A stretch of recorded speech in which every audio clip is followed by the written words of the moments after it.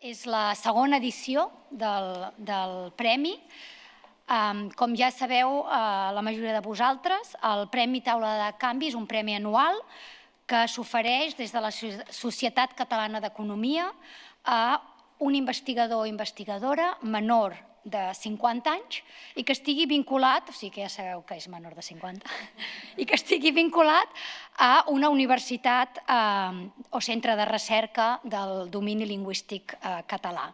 Aquest any tenim l'honor de comptar amb la Libertad González, que ha sigut la premiada, i avui celebrem l'atorgació d'aquest premi amb una presentació que ens farà després que l'Elisenda Paluzie, que és la secretària i tresorera de la Societat Catalana d'Economia i va ser, per tant, també la secretària del jurat del premi, ens llegeixi l'acte. Jo no presentaré a la Libertad perquè com que l'acte inclou una presentació dels mèrits acadèmics, perquè el que es premia amb la taula de canvi és tota la trajectòria acadèmica del recercador o recercadora, no és un premi per un treball concret, sinó es premia tota la trajectòria acadèmica i, per tant, està recollida a l'acte i m'ha semblat que era repetitiu que jo presentés a la Libertad González, que, com sabeu, és catedràtica de la Universitat Pompeu Fabra. Així que, si us sembla bé, passarem a llegir l'acte del jurat.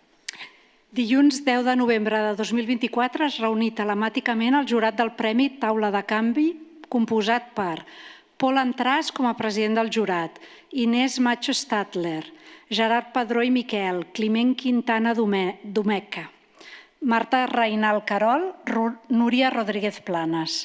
Elisenda Paluzie, secretària i tresorera de la Societat Catalana d'Economia, actua com a secretària sense vot.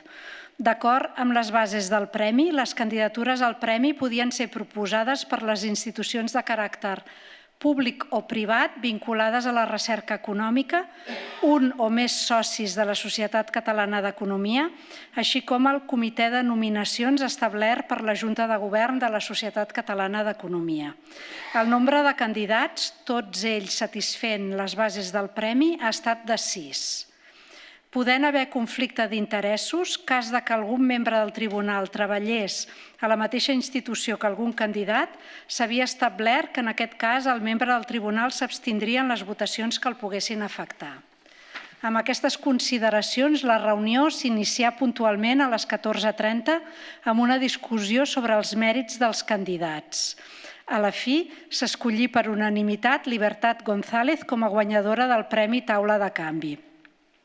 Els mèrits són els següents. Libertad González és doctora en Economia per la Universitat de Northwestern als Estats Units. Des del 2003 és professora al Departament d'Economia i Empresa de la Universitat Pompeu Fabra i professora afiliada a la Barcelona School of Economics.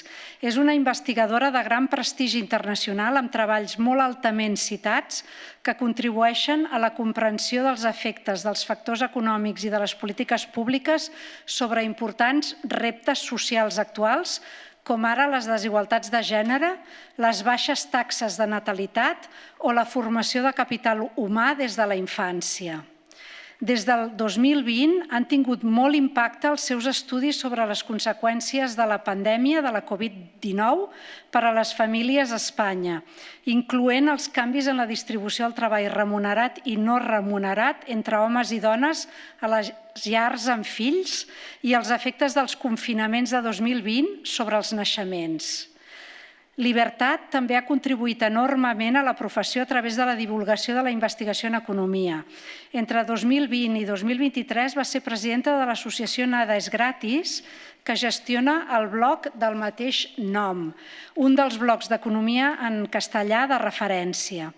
Té una distinció i crea Acadèmia de la Generalitat de Catalunya per segona vegada i és receptora d'un projecte ERC Consolidator de gran prestigi a nivell europeu.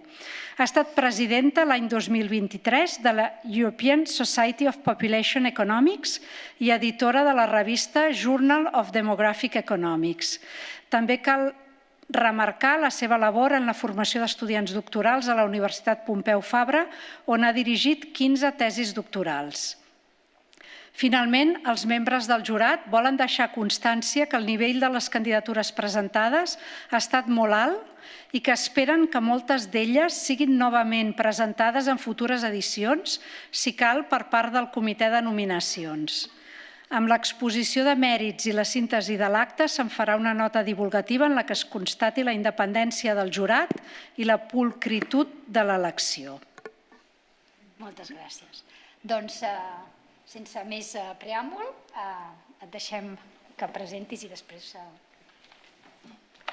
Moltes gràcies, Ada i Elisenda. Doncs, bona tarda a tothom i moltes gràcies per ser aquí avui. En primer lloc, vull agrair a la Societat Catalana d'Economia per aquest premi, que com heu escoltat és un premi que es dona a un investigador o investigadora en economia de menys de 50 anys. I bé, jo faré 50 anys d'aquí a 3 mesos, doncs va anar una mica just, però hem arribat a temps, doncs estic molt contenta. I bé, per començar, abans de parlar-vos una mica de la meva recerca, quan preparava aquesta xerrada recordava quan vaig decidir estudiar economia fa més de 30 anys, quan s'apropava la selectivitat. Ara tinc un fill que està preparant la selectivitat. Doncs quan preparava la selectivitat, la veritat és que no sabia el que volia estudiar, m'agradaven moltes coses i doncs jo crec que la raó per la que vaig triar economia és perquè tothom deia que l'economia tenia moltes sortides.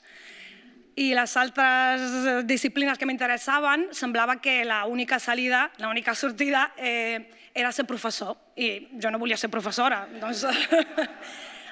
I per això, com que no sabia el que volia fer després, vaig escollir economia i vaig anar a la Universitat de Sevilla a estudiar economia. Jo soc d'un poble de Sevilla, de fet una ciutat de la província de Sevilla, Dos Hermanes, i vaig estudiar economia a la Universitat de Sevilla i la veritat és que em va agradar, em va interessar i vaig acabar la llicenciatura, però encara no sabia el que volia fer amb aquesta llicenciatura.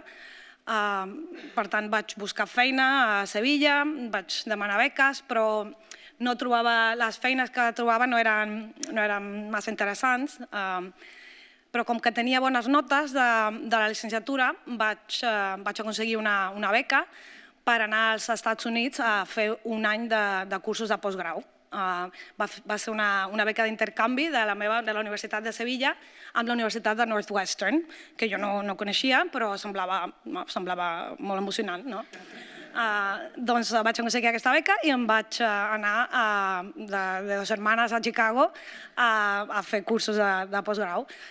Bé, va ser un xoc, clar, però em va interessar molt i allà vaig descobrir el món de la recerca en economia i em va semblar un repte molt interessant i vaig decidir fer el doctorat a la Universitat de Northwestern.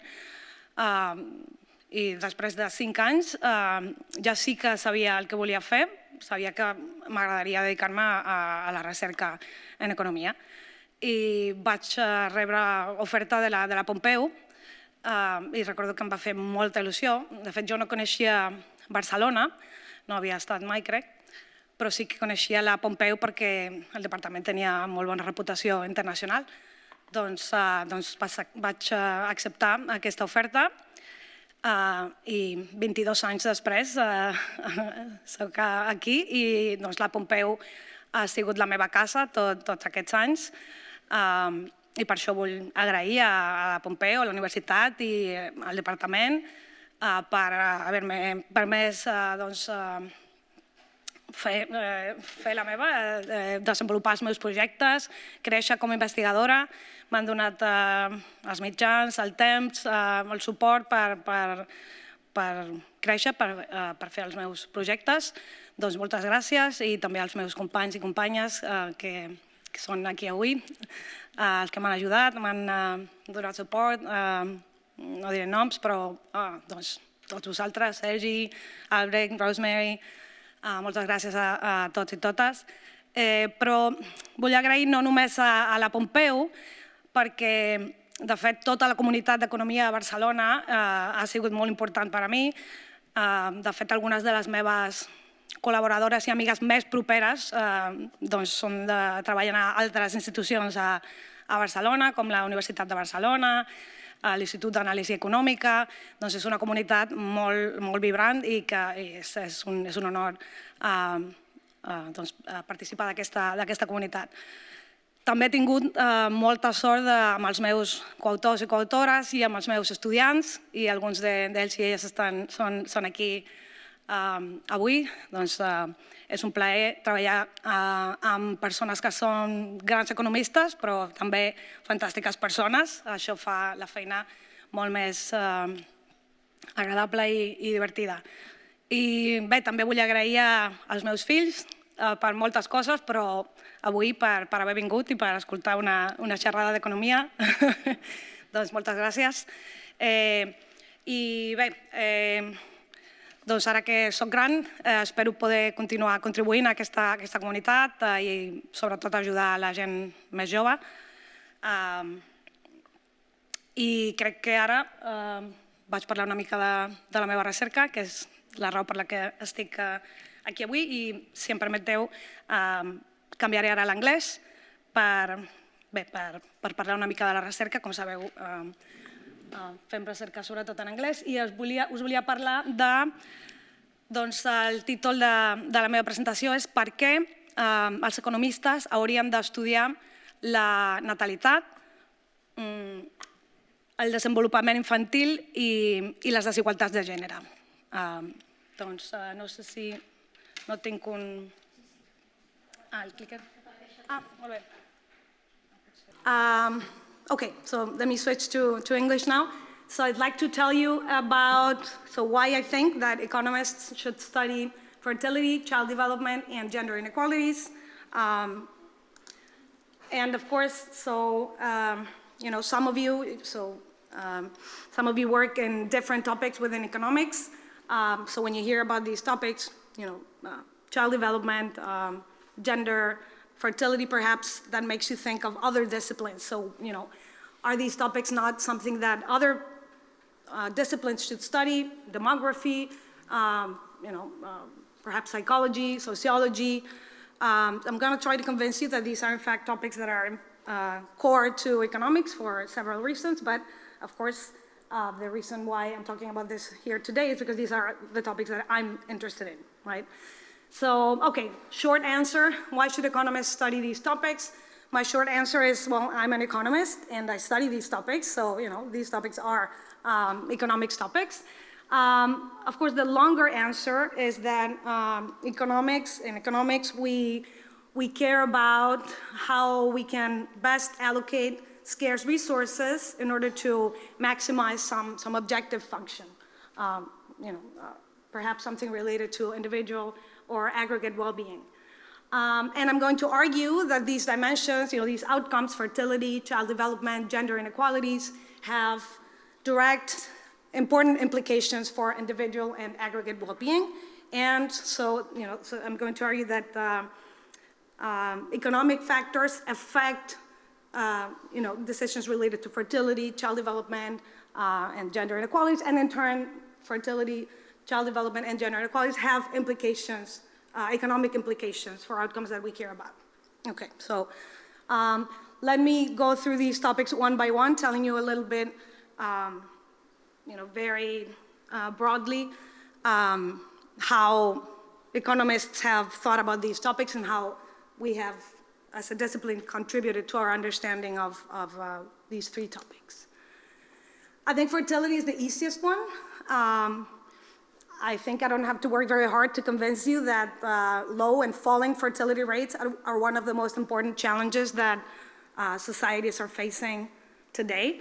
I'm showing you here total fertility rates since 1950 until today. In Spain, that's the bottom line, Europe and the world. And as you can see, in Spain and in Europe as a whole, we are way below 2 births per woman. 2 or 2.1 is what people usually consider is the replacement rate. So, number of children per woman that would sort of keep the size of the population constant. We're way below, and the trend is not, so it's not turning, so we're still going down, but it's not just Europe. Actually, fertility across the world, global fertility is falling, and it's not very far into the future when we're actually going to cross, the replacement rate at the global level. And I mean, I think I don't have to work very hard to convince you that fertility rates have very direct implications for economic outcomes. So economists for a long time now have studied the determinants of fertility and how economic variables, factors may affect those decisions, fertility decisions, and as a result, aggregate fertility outcomes. I list here economic factors, policies, and shocks. And in my research, I have studied, different policies and shocks. Let me talk briefly at the individual level and at the aggregate level. At the individual level, fertility decisions, we can all agree that, these types of decisions have very direct implications on individual well-being. So decisions about whether to have children or not, how many children to have, when to have children, these are decisions that have very direct implications on our lives. But of course, once everyone has made their decisions, we get to the aggregate fertility rate.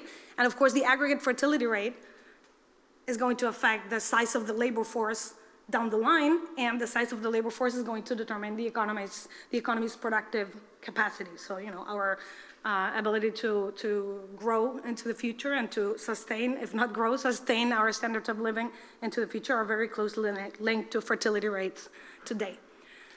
Now, economists have studied fertility for a long time, dating back to Gary Becker's seminal contributions.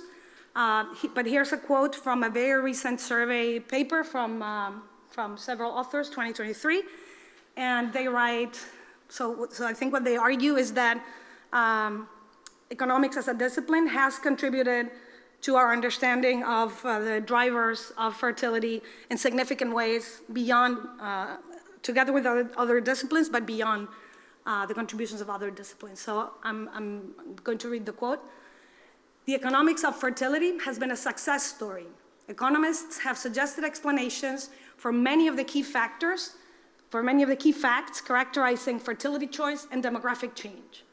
The contributions of economists have complemented and interacted with those of researchers from other fields, such as demography and sociology. And I agree with this view that in economics we have used our tools to try to contribute to our understanding of fertility trends, beyond the approaches in other social sciences. So fertility, I think, was the easiest one. What about child health and development? This doesn't sound a lot like economics, right? And in fact, I have, when I have applied for grants, I have gotten the question, in the ERC interview, why should we care about child outcomes? How is this economics, right? But in fact, it's not very hard to argue that because we now know that factors that affect early child development actually have profound implications, long-term implications for human capital formation and economic outcomes in the long term. So in fact, child development has direct implications, as I said, for human capital formation and as a result for productivity and economic growth in the long term. And again, I have a quote here from, in this case, from Janet Curry, one of the pioneers in economics in pushing, this field of child development. And she writes, historically, economic research focused on education as the most important form of human capital. And child health was traditionally thought of as something that affected adult outcomes primarily by impacting education.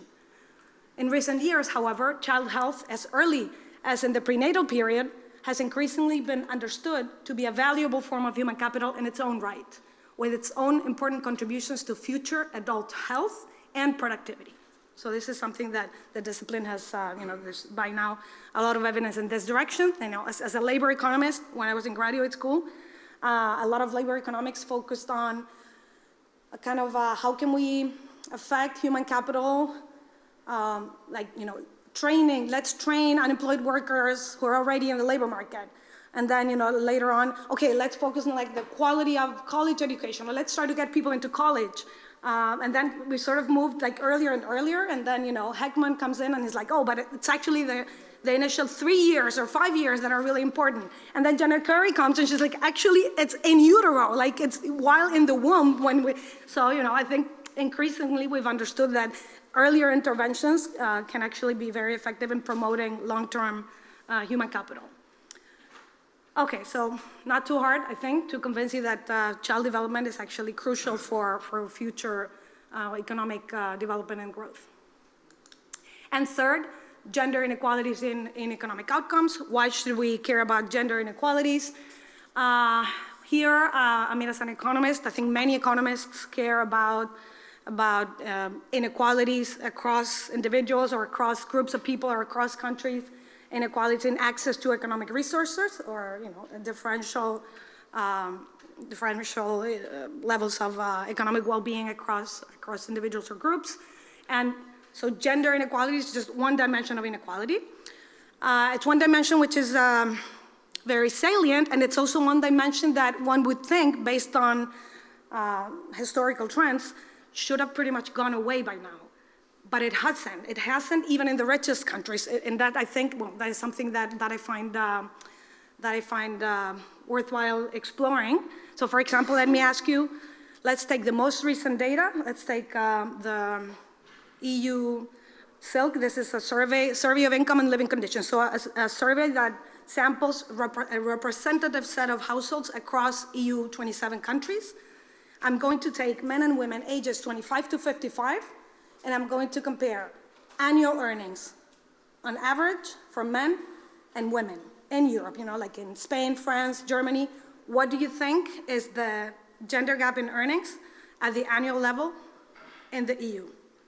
Taking everyone, all men and women, sort of a prime working age. The answer, of course, it varies across countries, but the answer is the gap is around 30%. So women earn on average 30% less than men. This is the figure, this is the ratio of female to male average earnings across EU countries using SILC 2022, ages 25 to 55. So these are, relatively young people. Spain is, you see, do I have a pointer? Oh, yeah. Spain is here, so 71%, so the gender gap is about 30%. On this side here, I don't know if you would have guessed the countries where the gender gap in earnings is largest in Europe. Actually, it's Germany, Italy, and Austria. And at the other end, we have countries like Portugal, where it's more like 15%. But most countries are around 30%. So I would argue that this is surprisingly large for those who don't know the data. So why should we care about this as economists? Of course, we care about inequality in general, but this makes us wonder whether there might be barriers that are preventing women from participating more in the labor market or from reaching certain positions that allow them to have greater access to economic resources. And of course, if we think there are such barriers to gender equality, this would imply that talent is misallocated, and it might suggest that our growth potential could be greater if these barriers were removed. So are there such barriers? Why do we see these large inequalities in Europe today? So let me quote, in this case, I'm going to quote Marianne Bertrand, also a top researcher in the area of gender. She writes, "It's useful to remind oneself why gender inequalities in the labor market matter. The arguments are similar to the ones that make us concerned about limited social mobility. There is a fairness and justice argument that tells us that women should share the same set of opportunities as men, and there is also an efficiency argument. Greater gender equality in labor market access can improve economic growth. Any barrier to women's entry will be distortive to economic outcomes." Okay, so I think the argument is also pretty clear. Okay, so this was my sort of broad introduction to these three topics. But of course, the time that I have left, I would like to tell you something a bit more specific about some of my recent work on these three topics. I'm going to tell you about some papers that I published in recent years, since about 2019, and something that, I mean, once you look back at your papers and you realize there's something, you know, there's sort of an overarching theme. In my mind, I realized that many factors are actually affecting these three dimensions at the same time. So, for example, you can think of public policies that are targeting one of these three dimensions, but in fact, they are affecting all of them, you know, on purpose or not. So for me, it's been useful to think about these three groups of outcomes kind of jointly. Okay, so let me tell you a little bit about some of my work in this area. So, fertility. So, sorry, it's just that I have to look back here. So I have mostly studied how different factors, different policies, different shocks affect individual fertility decisions, and as a result, you know, aggregate fertility outcomes. So let me tell you, you know, about these four papers, which I think exemplify the types of factors that I have explored. So one thing that you know, many countries in Europe and across the world have tried to use public policies to influence fertility decisions and fertility outcomes explicitly. You can think of, you know, the one-child policy in China, where they used, you know, fines to families that had more than one child, and then in other countries, like in Europe or in South Korea, it's the opposite. We're like bribing people to have children, right? So one question is, are these policies effective? Can we just like throw money at people and then they're going to have more children? So I have explored the Spanish institutional setting to try to understand whether different types of policies have in fact affected fertility decisions and outcomes in the intended directions. And we have found that sometimes those policies have actually had unintended effects on the outcomes that were directly or indirectly targeted. Okay, so for example, in the paper with Sofia Tromlerova, which we published in the Journal of Human Resources in 2023, we studied, you know, we're focusing on a policy that was targeting fertility directly. So we evaluate the effects of a cash transfer in Spain that was targeted to families with children. So this was a child benefit that was in place in Spain between 2007 and 2010. And this benefit was just, so, you know, you have a baby, it was paid to mothers. You have a baby, 2 weeks later, you have a bank transfer into your account, 2,500 euros. 2,500 euros back in 2007, this was 5 months of salary for somebody working full-time at the minimum wage. Okay, so it's several months of salary, a lump sum payment. And the explicit purpose of this policy was to encourage fertility. So what we do in this paper is something very, you know, like directly try to understand whether the introduction of this policy, in fact, you know, led people to have more babies, and then the cancellation of the policy, did it have the, you know, the opposite effect? So, you know, introduction versus cancellation, and we just, you know, no fancy identification. We just very carefully exploited like the exact timing of the announcement and introduction of the policy, and then the announcement and the effective cancellation of the policy. And in terms of outcomes, we look at live births to try to detect kind of changes in new pregnancies. And we also use data on registered abortions because in this literature, the abortion decision has been neglected, but in fact in Spain, more than 20% of all pregnancies are actually terminated via an abortion, a voluntary abortion. So in fact, this is a relevant dimension. And what we find is in fact evidence that, yes, following the announcement and introduction of the policy, we do see an increase in new pregnancies in the months following the announcement, resulting in extra births between a year or a year and a half after the introduction of the policy. And perhaps more interestingly, we find that immediately after the announcement of the new child benefit, we see an immediate drop in abortions, which suggests that, in fact, there is a marginal group of women for whom the economic factors are relevant when making this decision. And then we see the other, jumps in the opposite direction after the cancellation of the benefit. So in 2010, when the cancellation is announced, we see again that both new pregnancies and abortions react in the opposite direction. In fact, even more strongly because the cancellation was during the recession. So, actually the drop after the recession was more pronounced than the increase in 2007. So was this policy effective? Well, okay, we do kind of identify a number of extra births, but this policy was extremely expensive because it was a universal child benefit paid to all children born, during 4 years in Spain.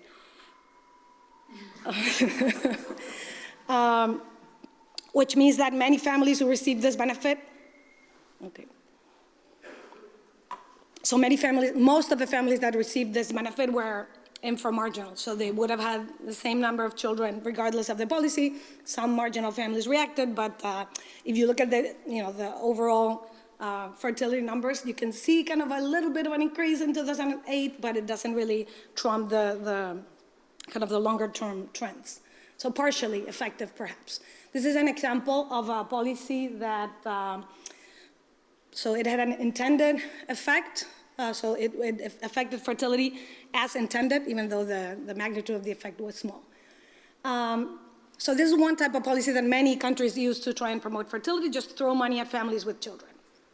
And this is something that in the basic model, the Becker model of fertility, something that is very intuitive because we're in practice lowering the cost of children for families. So, we're giving you money conditional on having children, so we're making this particular, durable good cheaper, so we expect that people are going to react.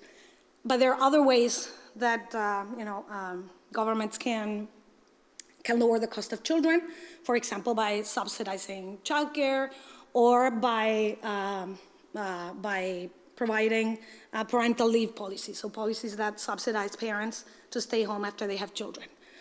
And in this area of parental leave policies, I have explored with several co-authors. I'm talking today about the paper with Ferrer that we published in the Journal of Public Economics. So we have explored whether the recent extensions of paternity leave in Spain, which have been, many of them in a relatively short time period, whether paternity leave, so whether subsidizing fathers to stay home after having children had an impact on fertility decisions. And here, following the same logic that I mentioned earlier, one would think that subsidizing paternity leave may lead to families deciding to have more children.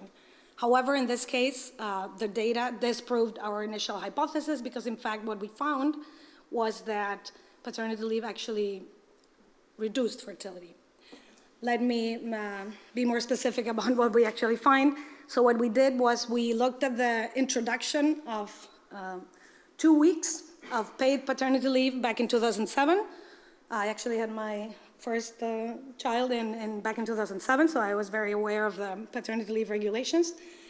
And what we do is so a family was eligible for paternity leave if the child was born after March 23rd, 2007.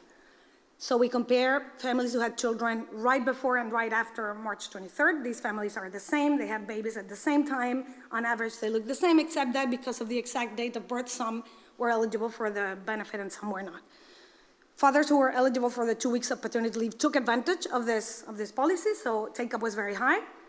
And then we follow these families over time. And what we find is that the families where the dad was eligible for paternity leave, these families were less likely to go on and have another child. So we follow these families, 2 years after the child born in 2007, 4 years, 6 years, and what we find is something like this. So this is the fraction of women having another child within 2 years of the previous child. The horizontal axis is the week of birth, and this is the threshold that determines whether the family was eligible for paternity leave or not. We see that for these families before the benefit, about 6% of these families had a child within the next 2 years, and this drops by up to 5% so a 1 percentage point drop for the families who were eligible for paternity leave. 4 years later, 6 years later, so you do see effects on completed fertility. These effects are small, but I mean, we would have expected them to be positive, right? So I think that's why the journal was interested. So they wanted us to pay more attention to the fertility effect because of the unexpected sign of the effect. And of course, in the paper, we tried to make sense and propose some mechanisms for this effect, which I can come back to later. Okay, so intended and unintended effects of family policies. Not all policies potentially affecting fertility are about throwing money at families. Governments can also provide services to families. For example, they can provide access or subsidize contraception or abortion.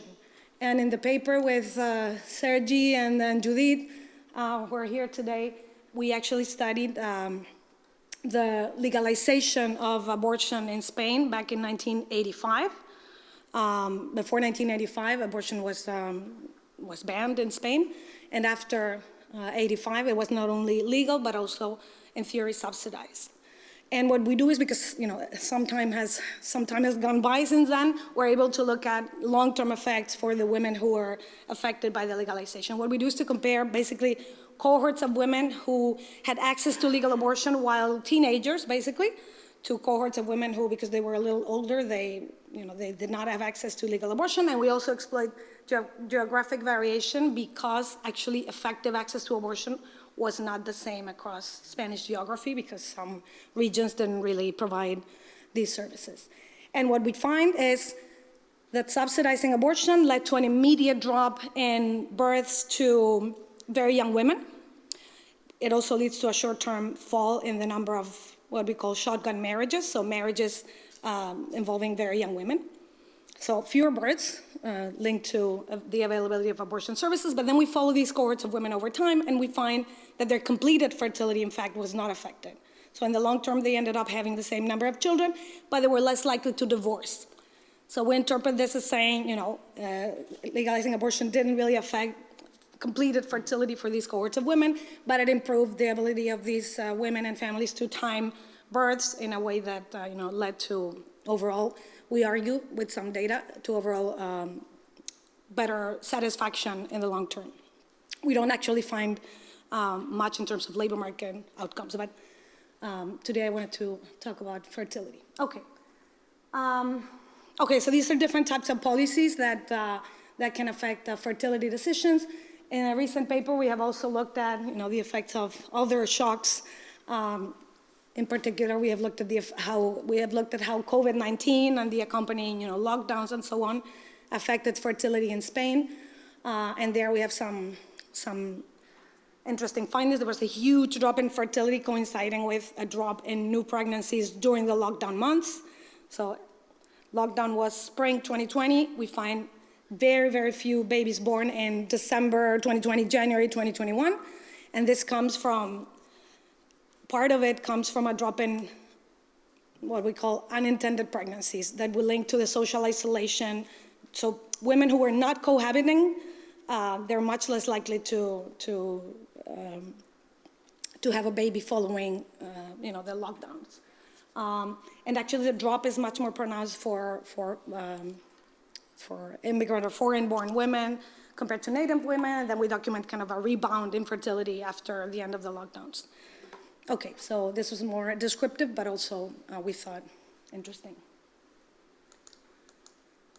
Okay, so let me see how I'm doing. Okay, so this was some of my papers, some of my work thinking about how different policies can affect fertility decisions. The second dimension that I'm interested in is how public policies, including those that affect fertility, how those may also have implications for child development, for child outcomes, for human capital, for health. So I've also kind of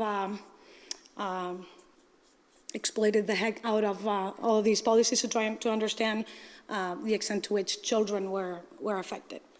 So remember the child benefit that I told you about, that I told you that this child benefit led to new pregnancies and fewer abortions. The way that the child benefit in Spain was introduced also allowed us to study the causal effects of receiving this unexpected transitory income transfer on child outcomes.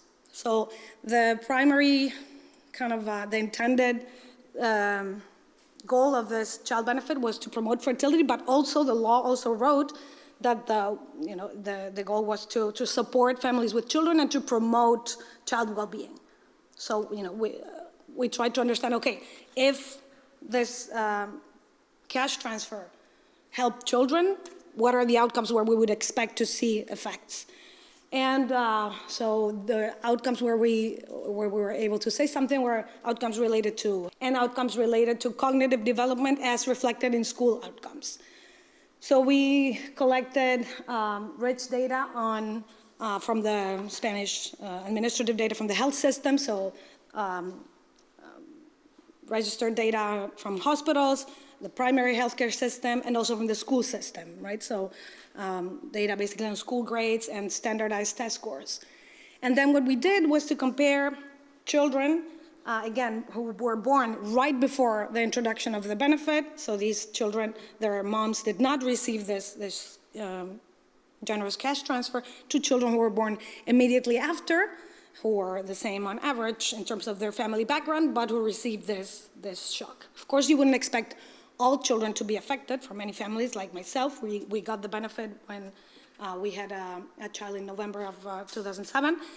For many of us, it didn't really make a difference. I think we bought a more expensive stroller with this money, but one would expect that perhaps for families with lower income, it would have made a difference. So in this paper, which is forthcoming in the Journal of Labor Economics with my co-authors Ana, Cristina, and Almudena, we compare these children who were born in 2007, follow them over time until they're age 10, so from age 0 to age 10, in hospital data, primary healthcare data, school data, and what we conclude from all of this analysis is no effect. So this is just one example. This is the estimated effect on hospitalizations by age, so coefficients for age 0, 1, 2, all the way to age 8. We find no differential hospitalization rates for treated and controlled children. Perhaps you wouldn't expect an effect on mortality or hospitalization because the rates are low in Spain. But we looked at diagnosis from the primary healthcare provider, everything that we could get our hands on, no evidence of any effect on health, height, weight, nothing. We also looked at school outcomes, school grades, standardized test scores, nothing. We looked at on average and also at the poorer children, nothing. So, we concluded with fairly precise estimates that the child benefit did not, in fact, help these children in these dimensions that we can measure, health and cognitive development in the short or medium term.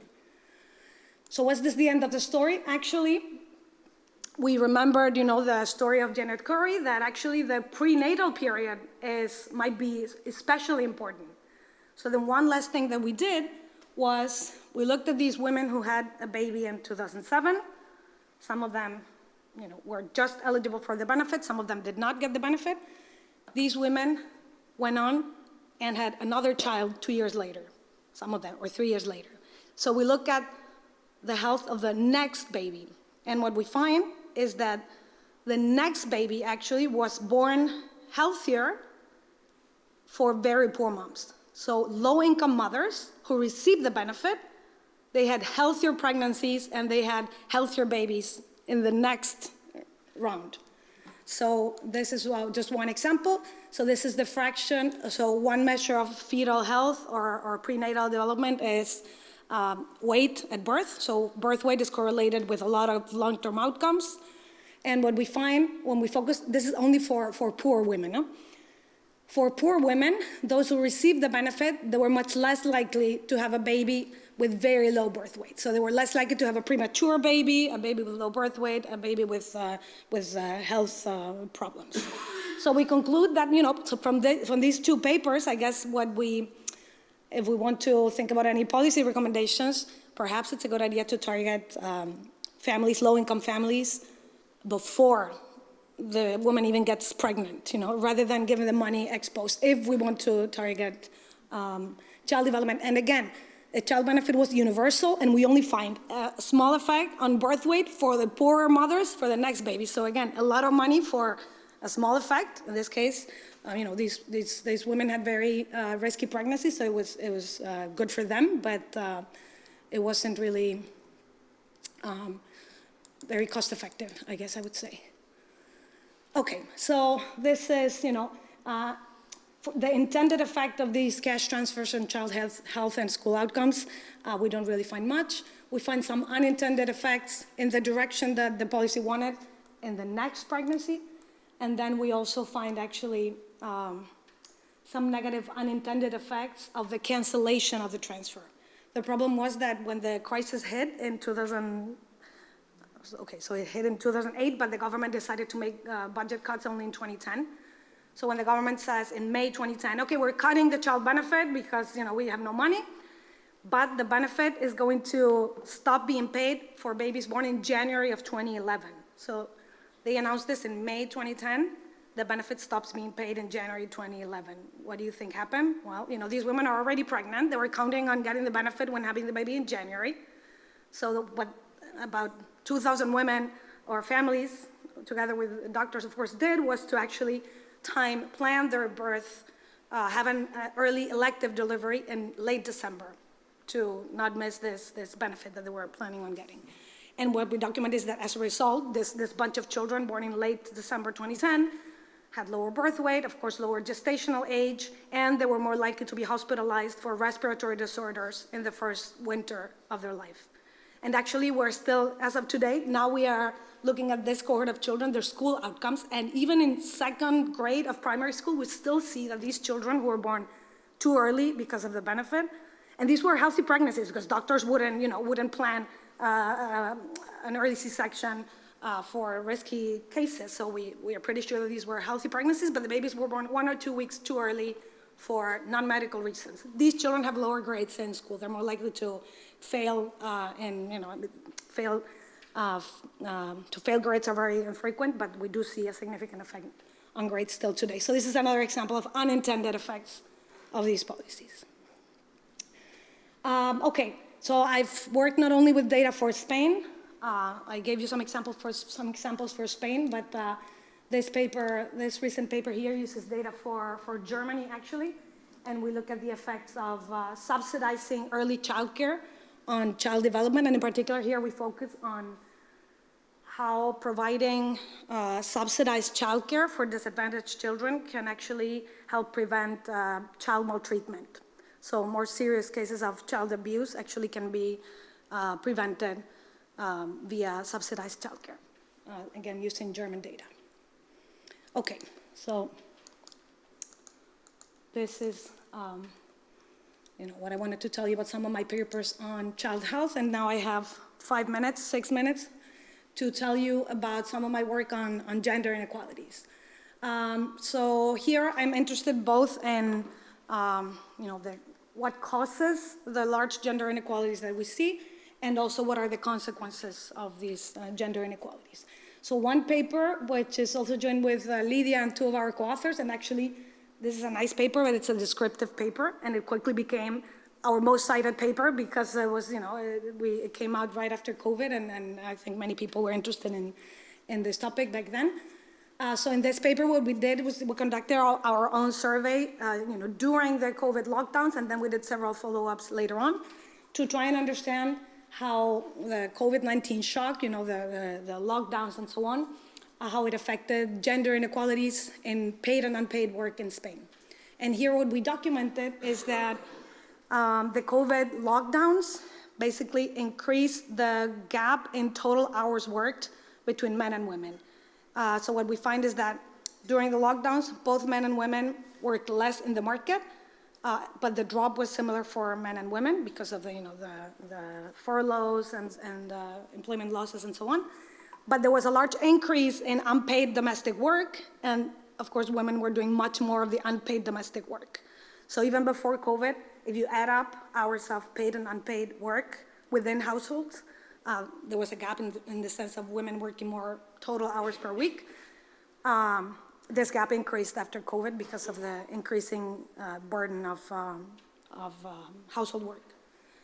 Actually, I guess all of my work on gender inequalities focuses on gender inequalities within households. And that's because a lot of what Claudia Golden and other researchers have documented in recent years is that a lot of the gender inequality that we see at the aggregate level actually comes from gender inequities within households, meaning that in different gender couples, men tend to work more and earn more than women, and women tend to work more in unpaid domestic work than men, and that's kind of what drives the differences in earnings. So, some of the policies that I have already told you about that were relevant for thinking about fertility or child outcomes, they're also relevant if we want to think about gender inequalities. For example, the paternity leave policy that I told you was not successful at promoting fertility. We have tried to explore if, okay, maybe it didn't increase fertility, but did it perhaps improve child development? I didn't tell you about those results. But also, did it affect gender inequalities? Because actually for paternity leave policies, the main explicit goal of those policies is to promote gender equality both in the home and in the labor market. Okay, I'm almost out of time. And what we find there is, okay, so mixed news. In the paper on fertility with Lydia, we found very little effects of paternity leave policies on labor market outcomes, so we didn't find impacts on gender inequalities in earnings. But we did find some effects on gender inequalities within the home and unpaid work, in the sense that men who are exposed to longer paternity leave, they become more involved with childcare and housework beyond the paternity leave period. And in this other paper with my co-author Hosni, we try to identify exactly who are the marginal families that change their behavior as a result of increases in paternity leave. We have a model of within household bargaining, and we're able to identify a group of couples that react to extensions of paternity leave by specializing much less. So in these households, after paternity leave, women work more in the market and men work more in the home. And these families are defined by, so these are families where the gender gap in potential wages between the partners is neither too low nor too high, because couples with a very large difference in wages between the partners will always specialize. Couples with very similar wages will never specialize. There's an intermediate group that may react to policy changes such as paternity leave. And then what we do is to link these results with our interest in children, child development, and child outcomes.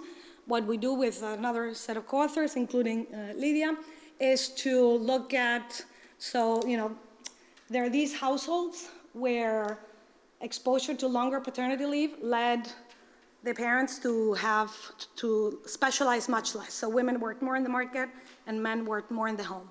But their children experienced their parents behaving in these sort of counter-stereotypical ways. I mean, maybe counter-stereotypical is too much, but they experienced dads who are doing more domestic work and women who are doing more market work. So is it possible that these children may because they grow up in more egalitarian households, their behaviors later on are going to be, their labor market outcomes are going to be more egalitarian. And what we did here is we actually surveyed a lot of children, actually adolescents, ages 12 to 17, children who were born close to the introduction of paternity leave. So what we're doing is surveying these children on attitudes about gender roles, but also about their occupational aspirations, how they see themselves when they have a family. So we survey them. We cannot see their labor market outcomes yet because they're too young, but we can, we try to get them, we try to elicit their individual attitudes and also the social norms, so what they think their classmates think.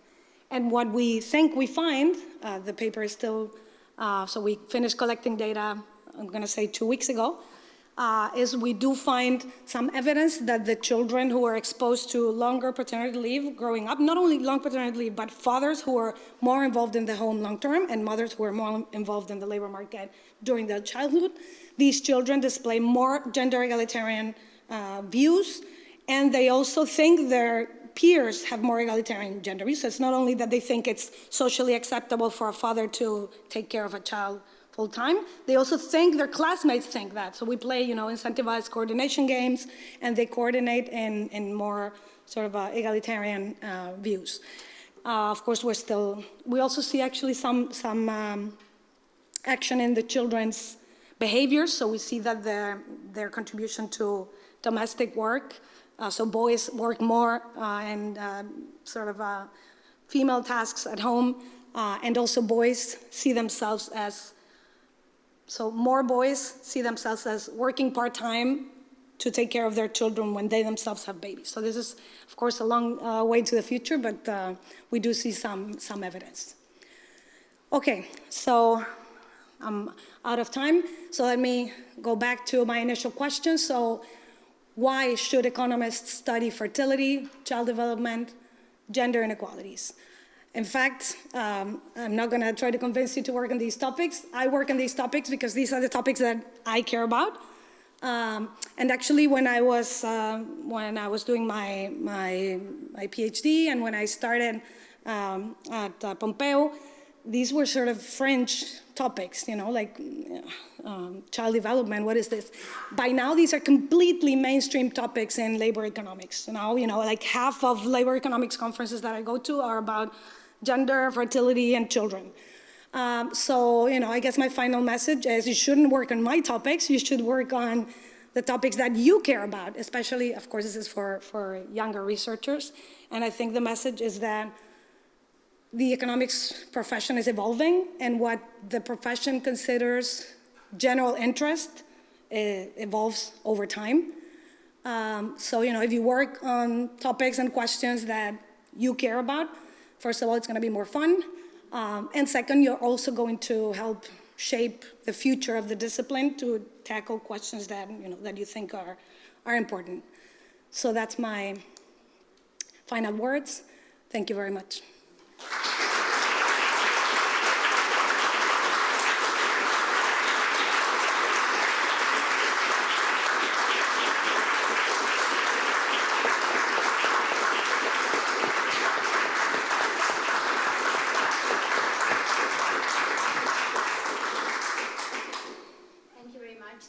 Moltes gràcies. Si algú té una pregunta... perdó. Si algú té una pregunta, en qualsevol idioma es pot fer la pregunta.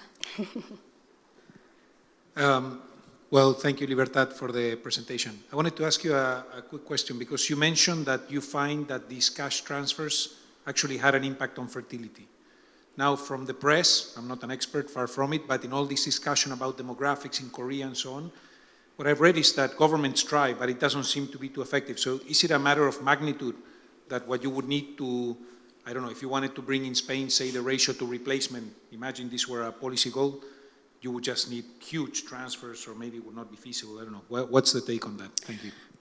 I think your interpretation is correct. So in South Korea, for example, there are a number of papers looking at, there's been a great effort at subsidizing, so at throwing cash at families with children at the local level, at the national level. They do find some effects, but this is nowhere near enough to at the aggregate level, if I show you the fertility rate in Spain, I can show you, you can see in the aggregate fertility rate what I would say is the impact of this benefit, and you do see like a little spike in 2008, but then the recession hit in 2008, and the recession completely trumped any effects of the.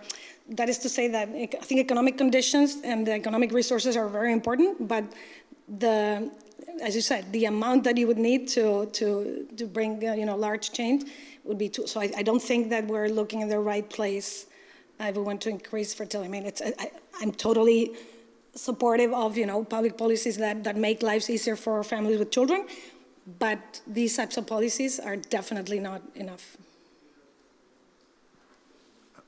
You showed us this evidence on gender gaps at the beginning. I assume that those were unconditional without controlling for any factors. So my question is, what are the state-of-the-art estimates of gender gaps when controlling for as many observable factors as possible? And if they remain positive, what is your personal view as to why they are positive? And why the argument that it would be, there is an arbitrage opportunity, for firms, doesn't work? Yeah. Thank you very much. Very happy that you asked me that question. I teach a 30-hour course in gender and economics at Pompeu, where I talk about this for a whole quarter. So I have a long answer. I'll give you the short answer. Okay. So the short answer. Okay. Medium length answer. So I think, as economists and as labor economists, I think we're used to thinking about wage regressions. So let's run wage regressions like hourly pay, and then let's control for things, and we still see a gap after we control for things. And okay, so when we run those regressions for the most recent available data in Spain, controlling for everything, the unexplained gap is about 20 percentage points. Now, that is not the question that I'm most interested in, the difference in hourly wages for men and women who look the same and are working in the same jobs in the same firms. Because actually a lot of the gaps that we see are because men and women don't work in the same firms, don't work in the same jobs, don't work in the same occupations. So that's why I always start from differences in average annual earnings, and this comes in part from women having lower employment rates. It comes in part from women having working fewer hours throughout the year and throughout the month and the week, and it comes in part because they are in lower hourly wages. So why aren't these gaps going away? Especially because, so the reason why the gap in hourly wages is so large after controls is that when you control for education, the gap actually increases because women are going to university much more than men, so it's even more surprising that they're earning less. They should be earning more based on, so where the discipline is now is in trying to understand, so most of the remaining inequality happens inside the household, not in the labor market. So it's not about discrimination in the labor market. It's about within household specialization decisions. The fact that even college-educated women, when they start a family, their career they become the secondary earner. They retreat from the labor market, especially after they have children, and this has permanent effects on their employment hours and earnings. So after, especially after having children, most of the gap does not come from difference in hourly wages in the same jobs. It comes from different jobs and lower hours worked in general. So that makes it really hard. You say, arbitrage opportunities, that makes it really hard because these are decisions made inside the household, right? So, who are we to say what people should do? Yeah.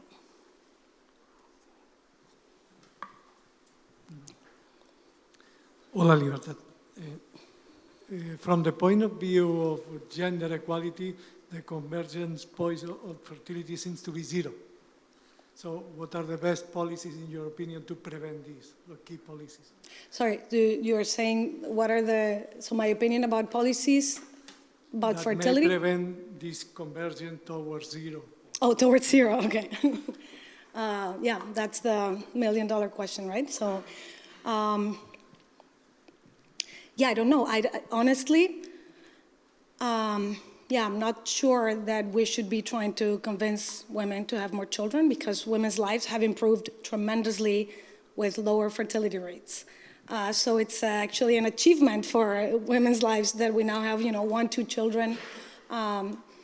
So it's a difficult question. It's not. I don't think that we should, government should be telling women to have more children.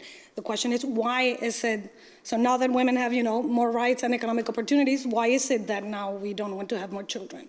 And that's, I think, a bigger question. It's not only about children, right? So also marriage rates have fallen.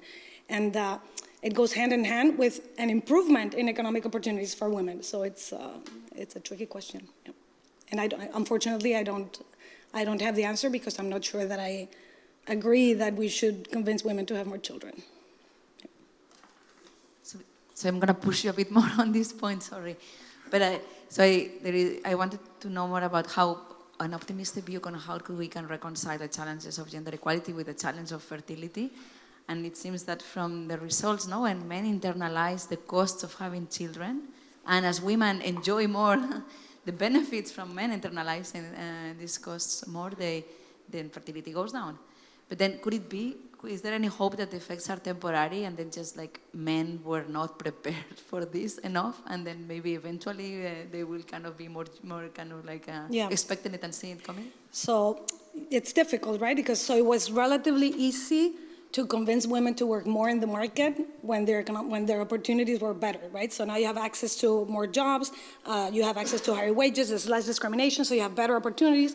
It wasn't very hard to increase women's participation in paid work in the second half of the 20th century because more participation links directly to more economic independence.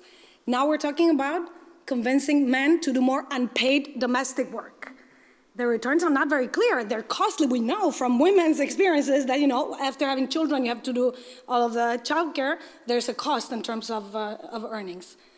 It's not so easy to convince someone to, give up economic control over or access to economic resources to do unpaid domestic work.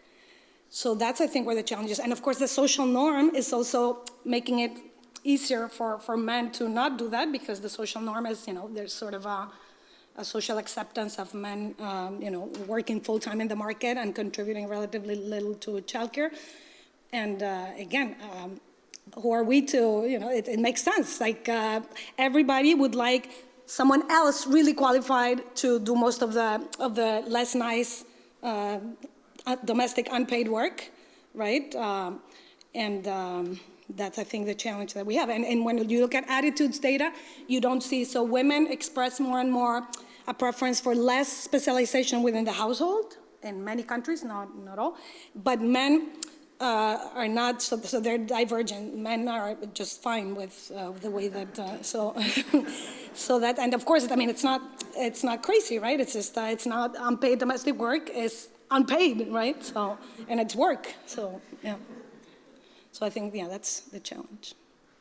Yes, I was super fascinated by this question. I'm going to review my ignorance on this, but this idea that one of these big reasons of this disparities is within household specialization, you said, right? I was thinking, do you think there is role, eventually people studying also the role of the pregnancy per se, or this sort of physical shock to women, perpetuating not only through the 9 months or breastfeeding period, just if you think about labor markets, that workers being less productive, whether this could have long-lasting effects on these gender gaps on the labor markets? Yeah. So the short answer is, I think we know the answer to that, and the answer is no. I don't. So I'm pretty sure that there's no, biological reason for the extremely persistent gender gaps that open up after children. I agree with you that, of course, pregnancy is taxing and it affects women, not men. And then after pregnancy, there's also other issues. It could be that that labor was difficult, and then women also breastfeed, which men don't do. So of course, this would explain that in the initial year, 2 years. That there's a differential behavior between men and women. But we're talking about a gap that opens up in the initial 2 years and that it never closes. Like the gap that opens up in the first 2 years remains, then men and women continue on parallel trajectories. There's no closing of the gap 5, 10, 15 years. And that's very hard to reconcile with any biological explanations or physiological explanations related to pregnancy, breastfeeding, or any comparative advantage of women. You might think women have a comparative advantage in childcare in the first, let's say, 2 years, right? Because of mostly breastfeeding. After 10 years, 15 years, so I'm pretty, and I think the literature agrees with me that we don't think that the gap is explained by pregnancy itself. Just to follow up on the discussion before, you didn't mention, and I don't know if it works, but how about policies that subsidize a lot childcare? That seems to be something. Thank you. Of course, that's kind of, it sounds like the solution. It doesn't work. So that's the short answer. No, let me be a bit more. So when you subsidize childcare, take-up increases, so children start going to formal childcare earlier, or people who wouldn't have gone start going, and this has a detectable impact on mothers' hours of paid work. So it does have a small effect on mothers' work, during those years of early childcare, but that doesn't change at all the overall pattern of very gendered specialization, and also the fact that these gaps are very persistent and go way beyond the initial 2, 3, 4 years of a child's life. So I'm not saying that it doesn't work. It's like child benefits. It works. Like if you look really carefully, you do see an effect on women's participation in hours of work. But it's just, it takes it as given that, yeah, let's help women a little bit to ease the burden of childcare, but it doesn't change the overall pattern. So, yeah, so that's not the answer either. Thank you very much. As the Scandinavians, no? That they are back to 1.4. Exactly. So thank you very much for your presentation. So we have we have 2 things to do. Oh, it's an actual prize. Yeah. The first thing to do is to give you a sculpture of the Taula de Canvi. Oh, wow. So this is the commemorative sculpture. This is the Taula de Canvi. Wow. So it's a bit heavy. Yes.